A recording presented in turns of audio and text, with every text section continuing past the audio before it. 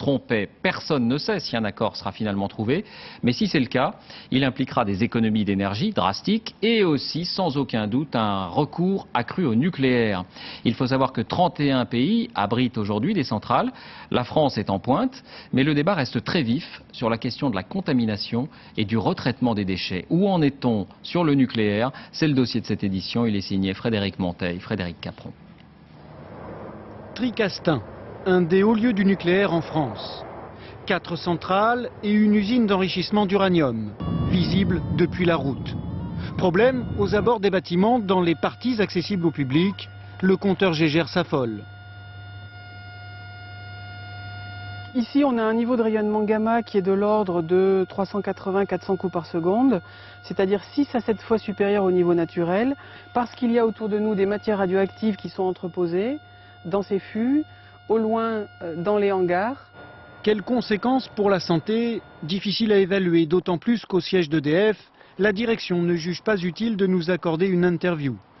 C'est d'ailleurs à cause d'un manque d'information du public que le Conseil d'État a suspendu le démantèlement de Brennilis en Bretagne, une des toutes premières centrales nucléaires françaises. Il manquait notamment une évaluation de la pollution générée par la déconstruction, de quoi relancer un débat sans fin. On a en permanence, même au Japon, en Grande-Bretagne, en Suède, des risques d'accidents. Les critères sont particulièrement sévères et toujours réévalués à la hausse pour avoir le minimum de risques. D'accord ou pas, le nucléaire fournit 78% de notre électricité, suivi de loin par les barrages hydrauliques et les centrales thermiques. Les énergies dites vertes ne représentent qu'1%. Pourquoi une telle hégémonie? Parce que tous les présidents depuis le général de Gaulle ont misé sur le nucléaire. La puissance nucléaire, comme on dit, est liée directement à l'énergie atomique elle-même, qui est, comme vous le savez tous, le fond de l'activité de demain. La nécessité de l'énergie nucléaire, je n'en ai jamais douté. Les précautions à prendre, on les prend. Et les précautions à prendre, dans cet ascenseur souterrain, on les étudie en permanence. Voilà, nous sommes arrivés à 490 mètres au niveau principal du laboratoire. Dans la Meuse, près de Bar-le-Duc, les scientifiques évaluent la possibilité de stocker les déchets nucléaires. Selon eux, il faudrait 60 km de galerie 3 fois plus grande que celle-ci pour contenir les déchets les plus toxiques du parc actuel.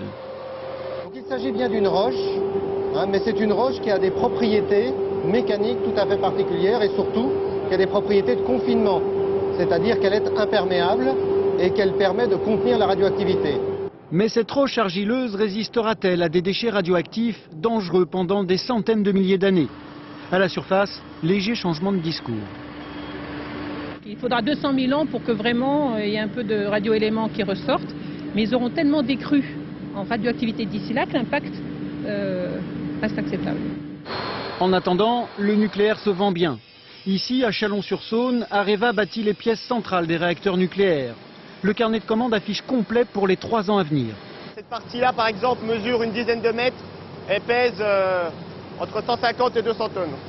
Et elle va être vendue à qui? Ce générateur de vapeur-là est destiné au marché chinois. On a des contacts avec des appels d'offres potentiels qui sont arrivés ou qui vont arriver pour l'Afrique du Sud, pour les États-Unis, pour l'Angleterre maintenant qui est en train de se remettre, de rouvrir ce type d'énergie.